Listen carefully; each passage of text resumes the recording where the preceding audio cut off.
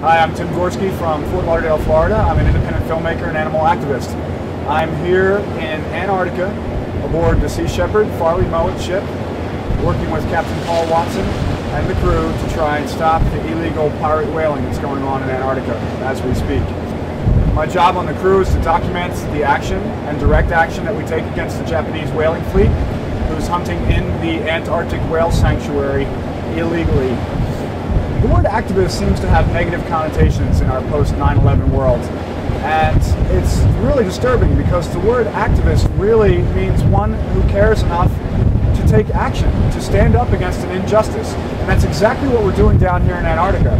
We're standing up against an illegal pirate whaling operation that no one else on the planet has the guts enough to do.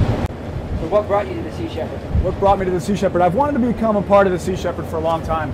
I've known about Captain Watson for probably close to 10 years. I have great respect for the man and what he does, and I've just never been able to make it fit in my schedule. I've really wanted to be a part of what goes on down here and a part of all of this. And it took me probably close to 10 years to really make that decision that it was important enough for me to change something in my life, and I ended up quitting my job and coming down here and joining the ship. So, talk about terrorism, eco-terrorism. Eco-terrorism, that's a funny word. Yeah, radicals, animal environmental activists, radical terrorists. You know, it's like my philosophy is it's pure and simple.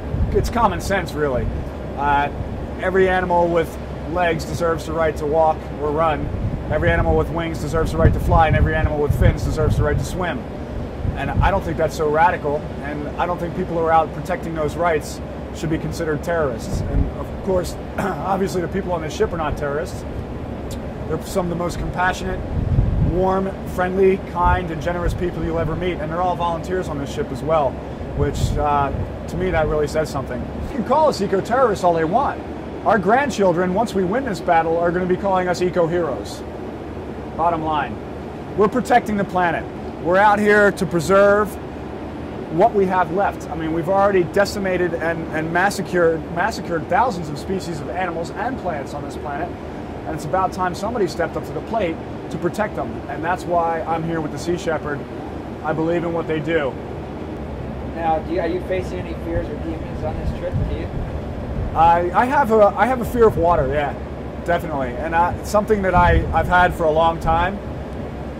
But on December 26, 2004, I was actually caught in the Asian tsunami in Thailand. I was washed out of my bungalow by the wave, and by dumb chance, dumb luck, I did survive. And that was probably one of the most important epiphanies I've had in my life today, that how easily your life can be taken away and how delicate it is. And that is one of the reasons I am on the Sea Shepherd, to not only face that fear of the ocean and the water that I seem to have developed, but to tackle that dragon that I had within, where I just couldn't stand sitting in an office anymore and not actually getting out off my butt and doing something about it. So that was definitely a how should I say it, a pivotal moment in my life. I've been a vegetarian for probably almost maybe 8 or 9 years. And I became a vegetarian for animal issues, specifically animal issues, not health issues. Then along with it comes the health-related issues and also environmental issues. I think vegetarianism, and even more so veganism, which I am now a vegan, which means I don't consume any animal products. I don't wear any animal products. Don't look at my boots. I bought these before I became vegan. You can't see them.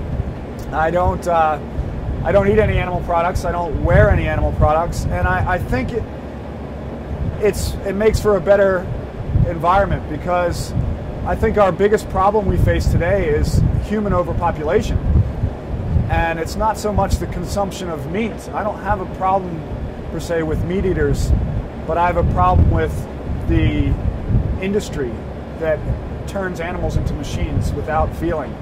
So, and my biggest problem is unnecessary suffering.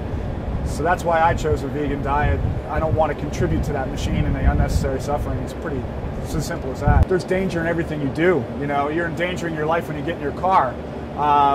Whether or not we're endangering lives, we don't know. We're not out to endanger lives. Captain Watson has never hurt anyone in any of his actions. You know, but then again, we're in it for the whales. I, for one, agree with Captain Watson's tactics. He's not a violent man, even though a lot of people will say he is, and a lot of people disagree with his actions. I say exactly what Paul says. You find us one whale that disagrees with what we're doing, and we'll stop. Would I give my life for a whale? Well, I'd like to say yes, and I know that sounds idealistic, but I can say this: I'm not afraid to die. I've confronted my mortality on many occasions, and if I died tomorrow, at least I could say I lived, and I came here to do something. Hell, I'd be honored to die in Antarctica protecting whales. I'm not saying I want to. I think we need to come back to what it means to be alive. I think people need to stop trying so hard to be safe and prolonging their lives and looking for the meaning of life. I think people should start really looking within and start asking themselves what it means to be alive, because that is what this is all about. That's why I'm here. I'm feeling very much alive right now because I'm here with a purpose. Cool. This is what life is all about. Okay.